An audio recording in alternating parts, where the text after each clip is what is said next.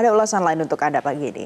Ini soal pemerintah Kota Palangkaraya yang resmi memperpanjang status tanggap darurat kebakaran hutan dan lahan atau Karhutla. Langkah ini diambil menyusul masih terjadinya kebakaran di sejumlah titik serta meningkatnya resiko Karhutla di tengah musim kemarau. Wakil Wali Kota Palangkaraya, Ahmad Zaini, mengatakan status tanggap darurat Karhutla sudah diperpanjang hingga 29 hari ke depan. Kebijakan ini diambil karena kebakaran lahan masih terjadi dan memerlukan penanganan intensif. Saat ini tim gabungan terus melakukan pemadaman di sejumlah titik api. Prioritas penanganan diberikan pada kebakaran yang berdekatan dengan kawasan permukiman.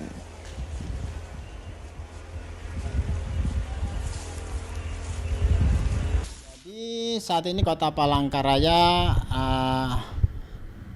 telah meningkatkan status tanggap darurat. Kita perpanjang, kemarin kan berakhir di tanggal 10, kemudian tanggal 11 sampai 29 hari ke depan kita perpanjang tanggap daruratnya. Ini menunjukkan bahwa kondisi di Palangkaraya memang saat ini situasi daruratnya memang perlu diwaspadai gitu ya. Nah, informasi terakhir update saat ini beberapa tim kita sedang di lapangan melakukan upaya pemadaman bersinergi dengan lembaga terkait, misalnya Pemko dengan Dinas Kehutanan, BPD Provinsi, kemudian TNI, Polri melakukan kegiatan-kegiatan. Jadi kita utamakan saat ini memang kebakaran-kebakaran yang mendekati lingkungan perumahan. Sementara itu, kebakaran hutan di kawasan Taman Nasional Bromo Tengger Semeru hingga saat ini masih belum berhasil dipadamkan. Kebakaran terus meluas dan merembet ke kawasan penanjakan yang menjadi salah satu destinasi wisata utama di Gunung Bromo. Sejak kemarin, ada 3 helikopter yang terus-menerus melakukan waterbombing di area kebakaran di Taman Nasional Bromo Tengger Semeru. Selain memadamkan api, Taman Nasional Bromo Tengger Semeru juga menutup seluruh akses wisata menuju ke kawasan Bromo Tengger Semeru. Ada 4 pintu wisata yang sudah ditutup total.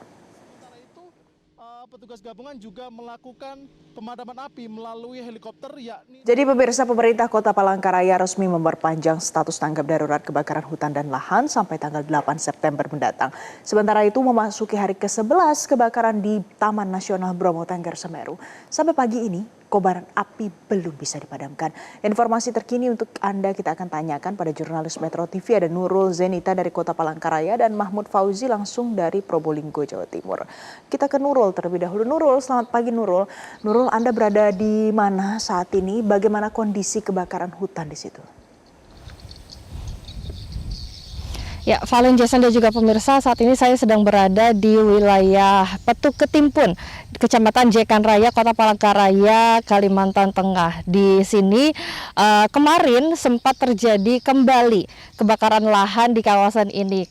Kemudian ketika mendapatkan laporan ada kebakaran lahan di sini, ke tim gabungan yang terdiri dari BPBD, TNI, Polri dan juga relawan dari masyarakat langsung menuju ke lokasi untuk melakukan pemadaman. Tapi bisa Anda lihat, Valen dan juga pemirsa, di belakang saya asap masih terlihat masih sangat tebal karena lahan yang terbakar di sini merupakan lahan gambut, yang mana karakteristiknya lahan gambut ini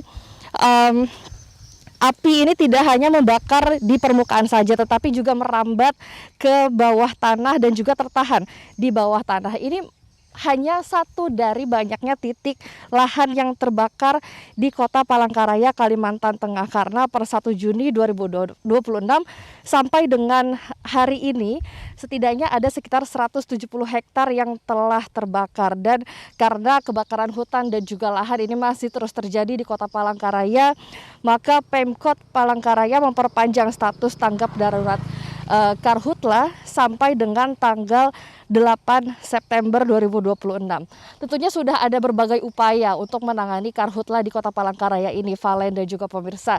Salah satunya adalah pemadaman lewat darat, tapi itu tidak cukup karena ada banyak titik-titik yang sulit untuk dijangkau oleh petugas gabungan untuk memadamkan api diri.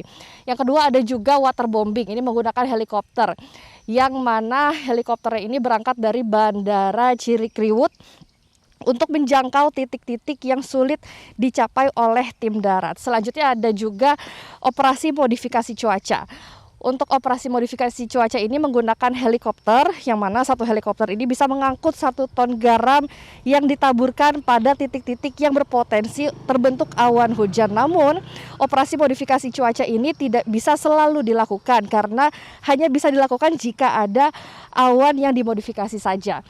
Dari informasi yang kami terima, terbakarnya hutan dan juga lahan yang ada di Kota Palangkaraya ini diduga karena kelalaian manusia. Jadi ini dilakukan karena hutan ini ataupun oleh warga ataupun pemilik lahan dengan cara dibakar.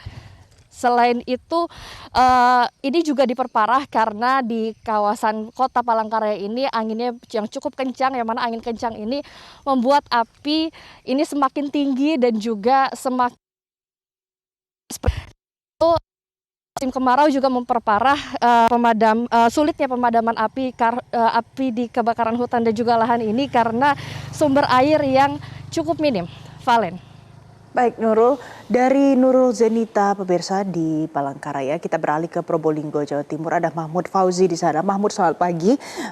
Di pantauan Anda sekarang, berapa banyak titik api di sana? Bagaimana strategi untuk pemadaman hari ini?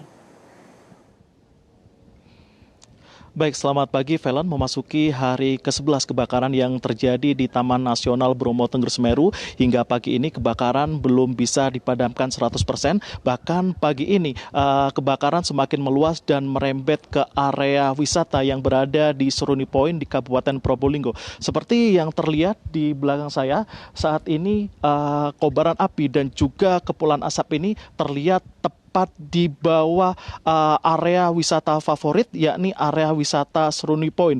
Jika pada beberapa hari yang lalu kebakaran ini berada di area hutan yang jauh dari pemukiman ataupun fasilitas umum, pagi ini kebakaran mulai merambat ke area wisata, tepatnya di area wisata Seruni Point. Seruni Point ini merupakan salah satu destinasi wisata favorit wisatawan, baik wisatawan asing maupun wisatawan lokal, di mana di lokasi ini tepat di atas kobaran api dan juga kepulan asap ini terdapat berbagai fasilitas umum seperti ada fasilitas Plaza Seruni Point, Amphitheater Seruni, dan juga Viewpoint Sunrise yang biasanya merupakan tempat favorit wisatawan untuk menikmati pemandangan Bromo di pagi hari. Selain itu, di atas kobaran api ini juga ada beberapa fasilitas lainnya seperti guest house milik masyarakat, ada juga warung makanan dan juga minuman, serta ada juga beberapa fasilitas yang biasanya digunakan oleh warga sekitar untuk menunggu mengantar jemput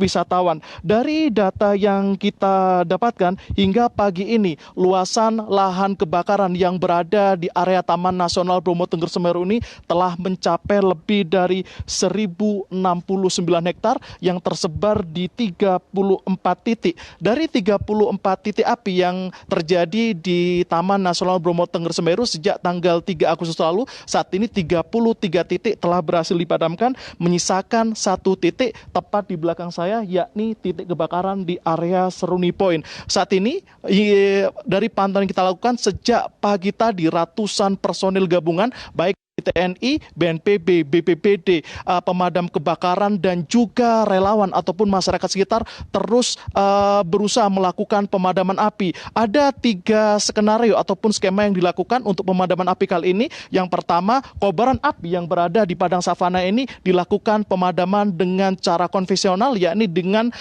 memadamkan dengan menggunakan alat gebyok ataupun pemadam api dan juga penyiraman dengan menggunakan mobil pemadam kebakaran. Selain itu, ratusan petugas juga berada tepat di atas bukit melakukan pemadaman di atas bukit dan juga penyekatan agar kobaran api ini tidak merembet ke fasilitas yang ada di Seruni Point. Sementara itu, untuk kobaran api yang tepat berada di tebing ini yang memiliki kecuraman ataupun kemiringan lebih dari 80 derajat ini dilakukan dengan menggunakan waterbombing. Ditargetkan seluruh proses pemadaman ini bisa diselesaikan pada esok hari, yakni pada tanggal 14 Agustus. Untuk sementara, demikian laporan dari Probolinggo, Jawa Timur. Kembali ke studio. Baik, Mahmud Fauzi, terima kasih untuk informasi terkini dari Probolinggo, dan sebelumnya ada rekan Nurul Zenita dari Kota Palangkaraya. Jelajahi cara baru mendapatkan informasi. Download Metro TV Extend sekarang.